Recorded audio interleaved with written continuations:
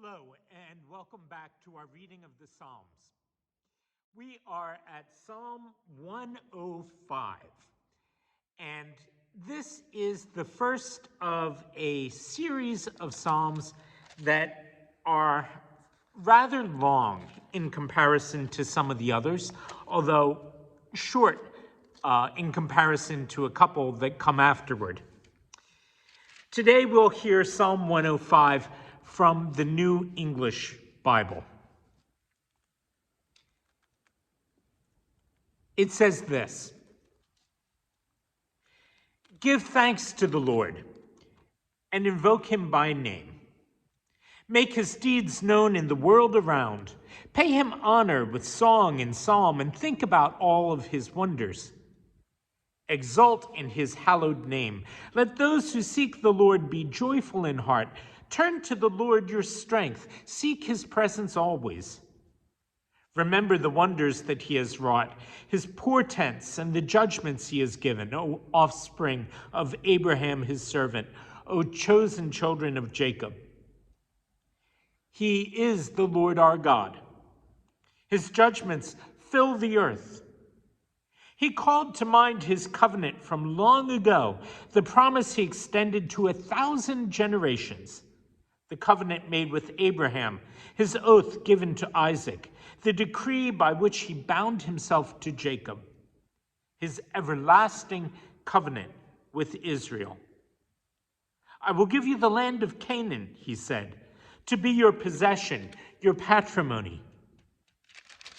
A small company it was, few in number, strangers in that land, roaming from nation to nation, from one kingdom to another. But he let no one ill-treat them. For their sake he admonished kings, touch not my anointed servants, do my prophets no harm. He called down famine on the land and cut short their daily bread. But he had sent on a man before them, Joseph, who was sold into slavery. He was kept a prisoner with fetters on his feet and an iron collar clamped on his neck. He was tested by the Lord's command until what he foretold came true.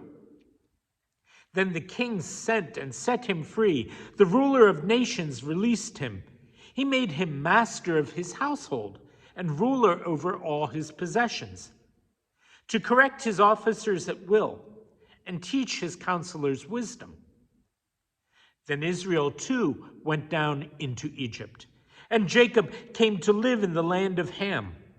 There God made his people very fruitful and made them stronger than their enemies, whose hearts he turned to hatred of his people and double dealing with his servants. He sent his servant Moses and Aaron, whom he had chosen. They were his mouthpiece to announce his signs, his portents in the land of Ham. He sent darkness, and all was dark. But still they resisted his commands. He turned their waters into blood and killed all their fish. The country swarmed with frogs, even their princes' inner chambers. At his command came swarms of flies and maggots the whole land through. He changed their rain into hail and flashed fire over their country. He blasted their vines and their fig trees and splintered the trees throughout the land. At his command came locusts, hoppers past all number. They consumed every green thing in the land, consumed all the produce of the soil. Then he struck down the firstborn in Egypt, the first fruits of their manhood.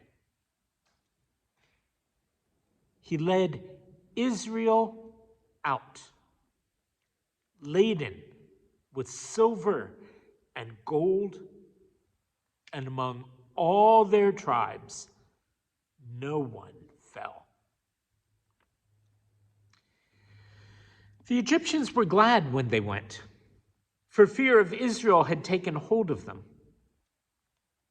He spread a cloud as a screen, and fire to light up the night. They asked, and he sent them quails. He gave them bread from heaven in plenty. He opened a rock, and water gushed out, a river flowing in a parched land, for he had remembered his solemn promise given to his servant Abraham.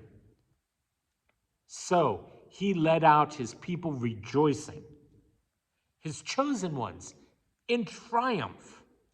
He gave them the lands of the heathen nations, and they took possession where others had toiled, so that they might keep his statutes and obey his laws. Oh, praise the Lord.